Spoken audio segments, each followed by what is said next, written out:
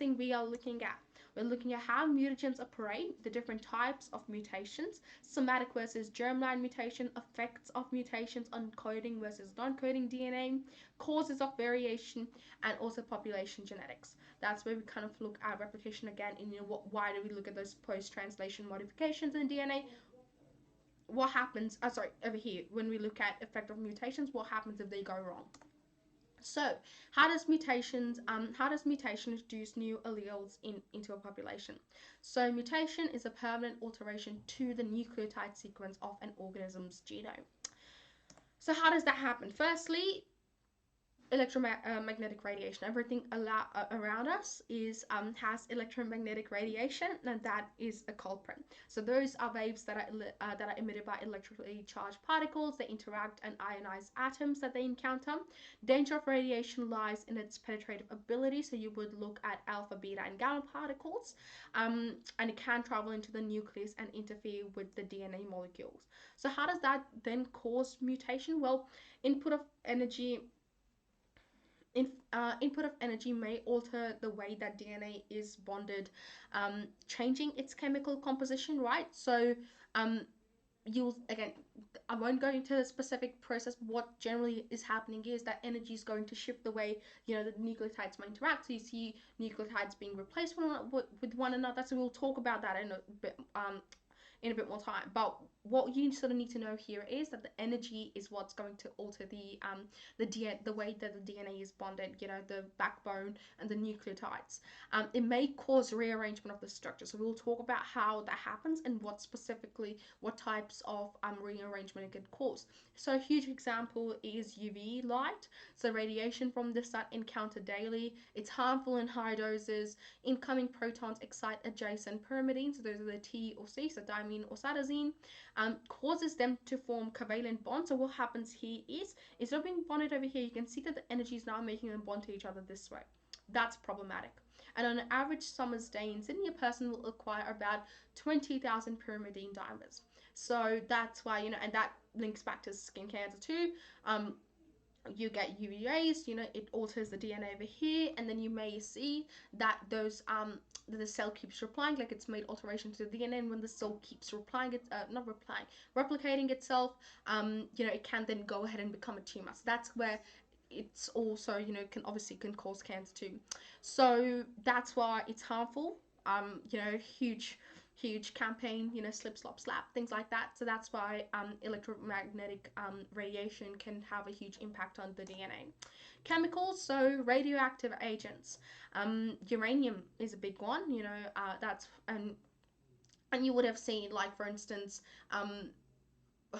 Marie Curie, Rosalind Franklin. You would have looked at how huge scientists and how they were exposed to chemical mutagens, and how that affected, obviously, exposed for a long time. We are exposed to them too, but I mean, if you think about it, if you're like a normal person, not as much, but if you're working in a scientific field, if you're working in a factory or something, you have to wear protective equipment, protective clothes that are protecting you from the radiation. You would see people working in like nuclear factories and stuff, at like nuclear sites. They have to wear protective clothing, because radioactive agents like uranium, they can be very harmful to us, to our body. So radioactive agents, they release radiation, including alpha and beta particles, it's high energy particles, and gamma waves, which is also a form of electromagnetic radiation. They penetrate the cell and interact with the DNA bonds, creating structural disruptions to the DNA, as we so like we looked at earlier, they're changing the structure of these nucleotides within the DNA. Metals, also huge: arsenic, nickel, and cobalt. They affect processes of DNA repair, so they can stop proteins from being able to recognize base pair mismatching. So if you've got, let's say, a C bonded to a T, they may not be able to pick up on that, right? So that reduces the fidelity of the DNA replication system, so that there are more errors that are occurring. Nickel, it inhibits ability for histones to condense DNA, so bad for DNA chromosome formation. Naturally occurring mutagens. So we see, obviously, chemical mutagens and natural mutagens, but now naturally occurring mutagens, big example, viruses, right? Replicate by inserting their own genetic material into the host cells. If you've done module 7, you would have looked specifically, how that is happening, how they're interrupting the host cells and using the host cells in order to become stronger. They may disrupt our normal cell function and may lead to lasting changes to an organism's genome. Bacterial infections are another one. They induce inflammation, they reduce the efficiency of the DNA repair system that we were talking about, increasing the rate of mutations. And an example is the Helicobacter pylori, which has been linked to the development of stomach cancer.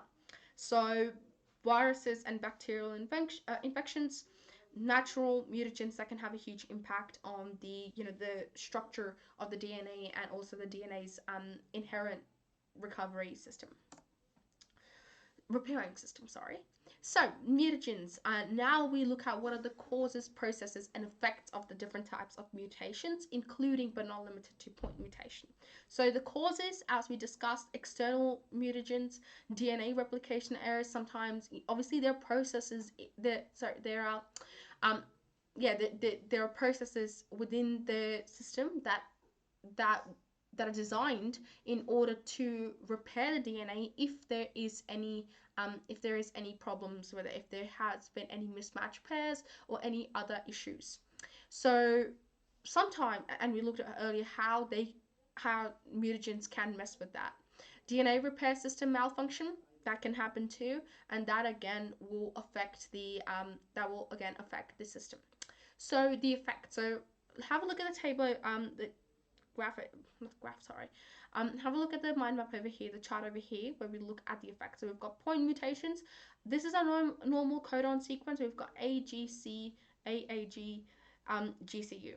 So now, a quick question. I want you to think of this.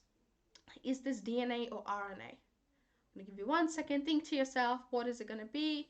And if you answered RNA, you're correct, because these are anticodons, and we've got U there, uracil, that tells us that it's RNA. But, so we've got our normal codon sequence over here. So there's substitution occurring or frame shift. So substitution is when, that G is substituted for a U. That's a substitution mutation. A frame shift mutation is that a mutation causing a downstream shift in the codon rating. So, for instance, what I see, what happens here is that the C is inserted here, is insertion. Because the C is inserted here, it changes the codons over here. So instead of having these two, it changes to give me the gene and gly. And then there's also deletion, where that G may be deleted itself. So it deletes a whole amino acid. Basically, it's disrupting the process. Then the classification of mutations. So for instance, substitution. Now we look at the effect of it. So these are the classification, these are the mechanisms. There's a substitution mutation, frame shift mutation, insertion, and deletion. And these are the effects of it. So we've got missense. So missense is when the mutation which edits codon sequences to incorporate different amino acids into the protein. So the amino acids here change. Nonsense is when mutation which results in the creation of a stop codon prematurely. So, UAG over here, that's my stop codon. Because of that mutation over there, my codon stops earlier than it should. And that's obviously going to have effects. If it was that may make my amino acid chain not finish properly, and that would impact that my protein chain is only half formed, and that's going to have an effect on the way in which that protein is then going to function. It may make the protein redundant, right? So that's nonsense. And silent is when the mutation has no effect. Somehow, I've replaced a U here, but somehow that still retains the same codons. It retains the same amino acids here. How does that happen? Look back at the charts. You can find it online. We can find the anticodon charts, and for some of the amino acids there is a variation of distinct codons. So AGU, AGC, they both code for SIR, so they both code for this specific amino acid over here. So that means it's a silent mutation. It hasn't affected the function of the protein. So like we said, the effects specifically are silent, missense, nonsense, a creation of SNPs. So it creates SNPs, creation of new alleles, potentially beneficial, and it can be potentially negative too. And just because a point mutation is small, it doesn't mean that it can't be disastrous. It can have disastrous effects, for instance, cystic fibrosis. So now, just trying to have a look if there are any questions. So yeah, so creation of SNPs, creation of new alleles, potentially beneficial, and just because the point mutation is small does not mean that it can't have harmful effects. SNPs, by the way, there was a question in the Slido too earlier on. So SNPs are single nucleotide polymorphisms, and they are basically the common type of genetic variation that we've got among people. So that's the differences within our DNA. So that's that. Again, if you've got any specific questions to that, please pop it up, but I haven't seen any coming through yet.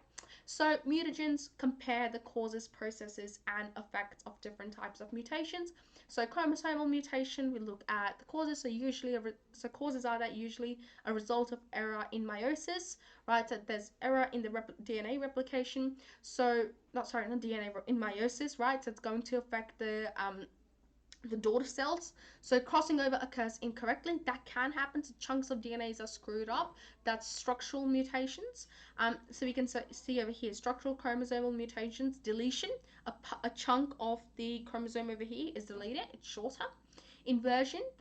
It's been inverted. So yep, it's been inverted.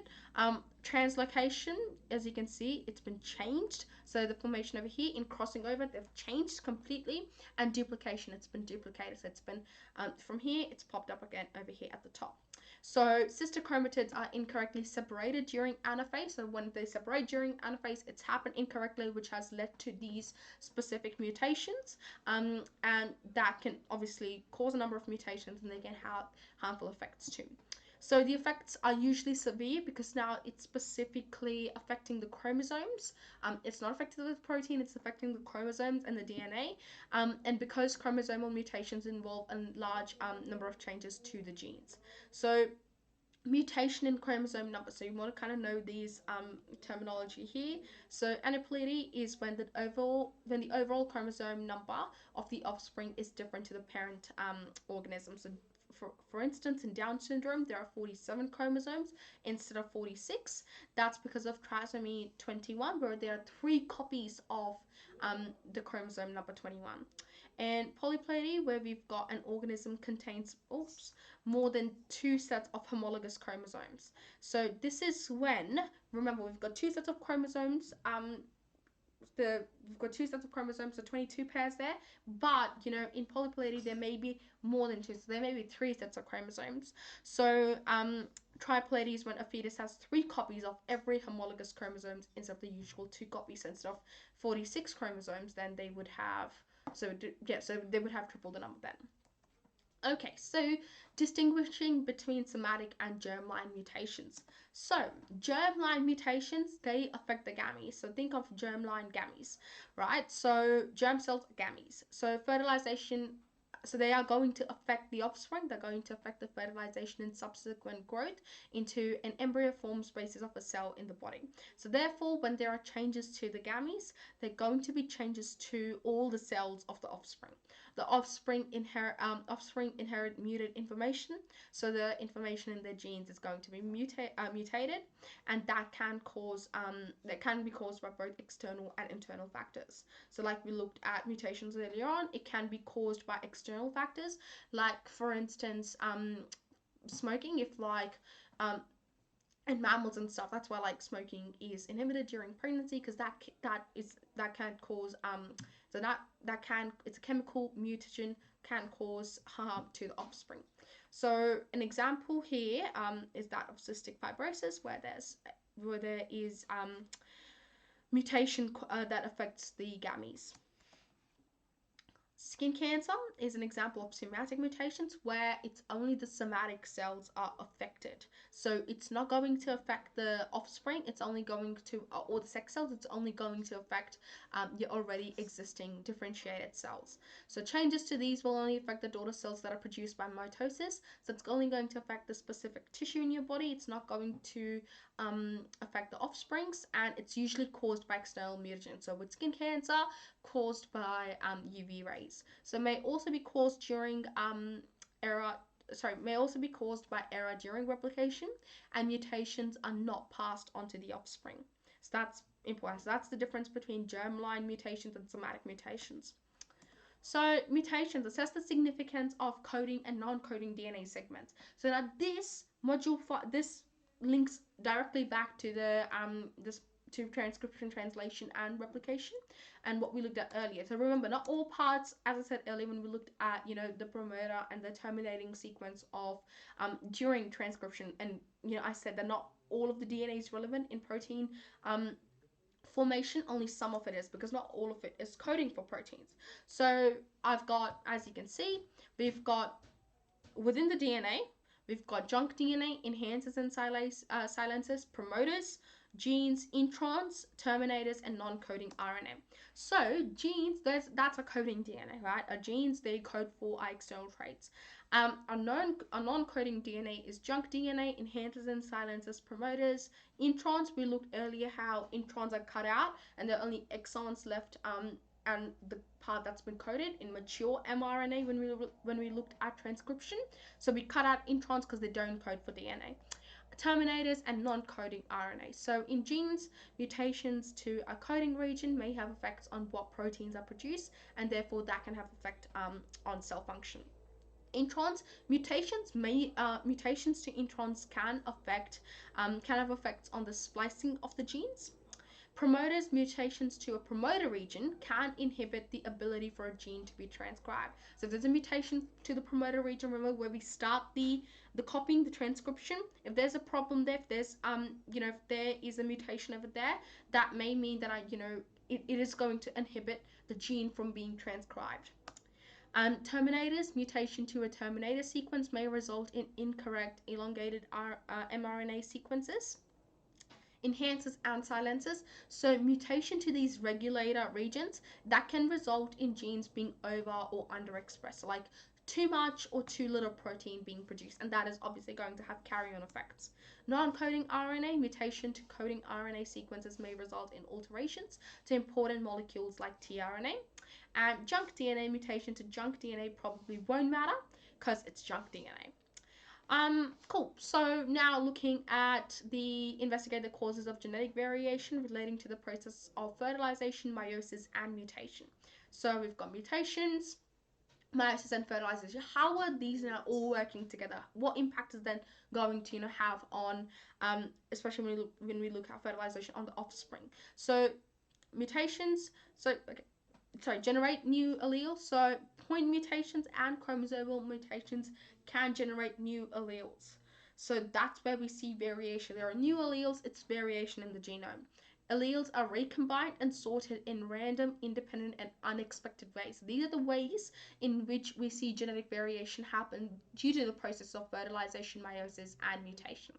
So alleles are recombined, sorted in random, independent ways. That happens during crossing over in meiosis, random segregation as well. So we see that the chromosomes are randomly segregated, and independent assortment. Then these variable alleles from two different organisms are brought together, and they interact in new ways to create new genotypes. And that's when during fertilization, these new alleles come together.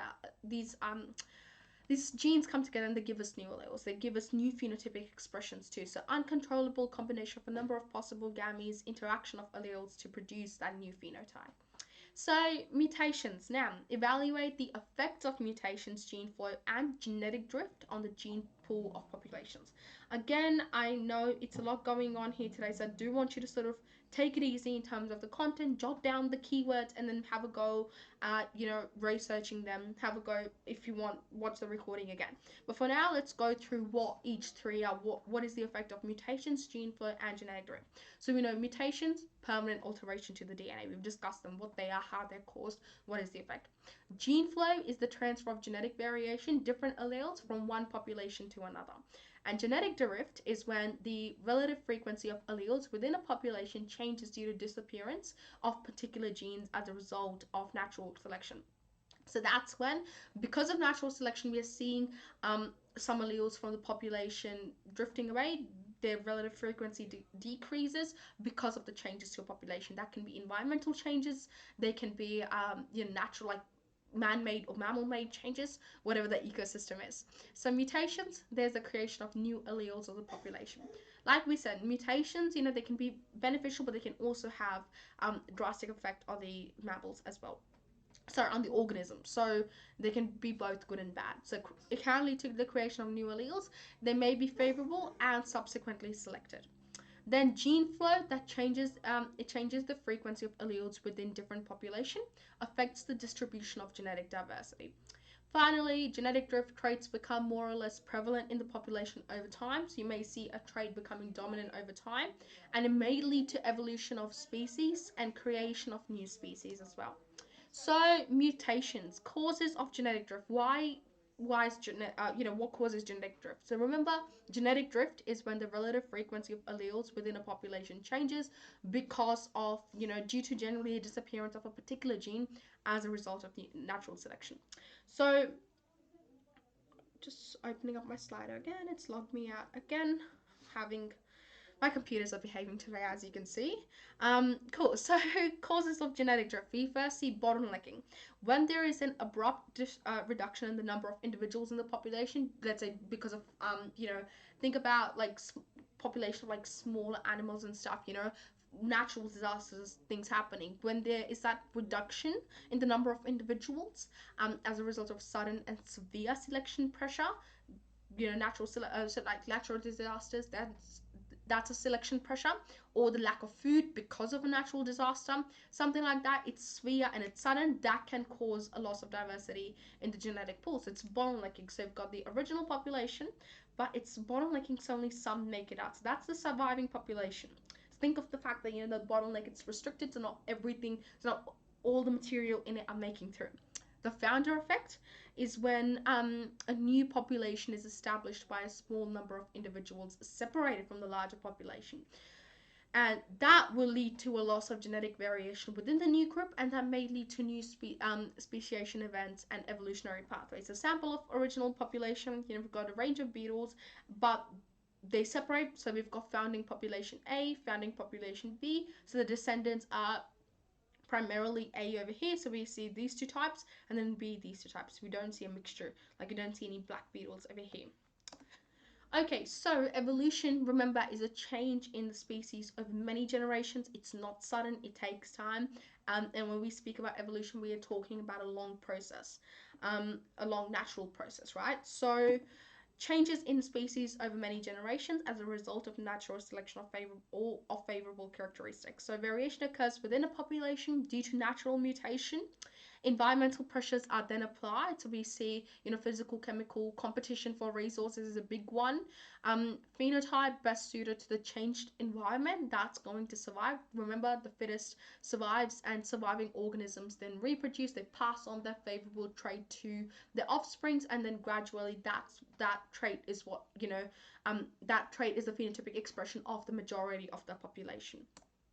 So a practice question now, let's do it. So the bread mold, Neospora crassa, normally produces its own amino acids from raw materials through a system of enzymes. So we see gene A, gene B, gene C.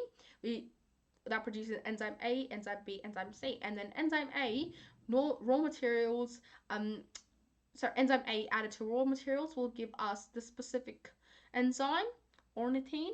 Then enzyme B added to ornithine will give us citrulline, and then enzyme C added to citrulline will give us arginine.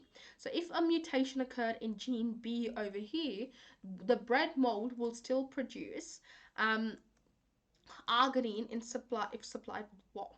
Think about it for a second, and we'll go through it together. I am a bit hesitant about the time because we've got a bit to go and we're running a bit short on time. So I'm going to go through it quickly because I've got some revision questions on Slido that I also want us to do. I think probably spend a bit extra time on module 5, but that's okay. I think it's more important for you to understand it rather than me just going through everything and not having enough time, and then just having extra time at the end. So, but please keep asking questions. And okay. So hopefully you've had a big think about it and what the question is asking you. So I haven't seen any questions come through yet. But again, if you've got any, please ask. Okay, no questions so far. Cool. So, what's happening here? If a mutation occurred in gene B, right? If a mutation occurred in gene B, the bread mold would still produce arginine if supplied with what? And our answer is A. Because if there was a mutation here, it will affect enzyme B, right? And then, even though, I mean, you'll sort of have to assume that, even though it isn't said there in the question, but you want to think that, okay, gene B, there's a mutation there, it's going to affect this. That means I won't be able to add enzyme B to orthonine to make citrulline. But if, and I was going to put my hand on the screen and block this whole bit, then I realized you can't see my hand on my screen. But now just look at focus on gene C. If with gene C, which makes enzyme C, all I need is citrulline to add to that enzyme C, these two products to make this. This citrulline has already been made from these earlier processes. I don't have to worry about that. To make arginine, I need citrulline added to enzyme C. So therefore, our answer is A. Have a go at this question. An evolutionary biologist was investigating the timeframes of genetic divergence between different species of acacia. She hypothesized that she would get a better indication of the time at which acacia species diverged by using non-coding DNA segments rather than coding DNA segments. Why is this hypothesis most likely? Why is this hypothesis most likely to be supported by the evidence? Solid 1 minute. Have a go at it, and then I'm going to fly through it and get to the next part.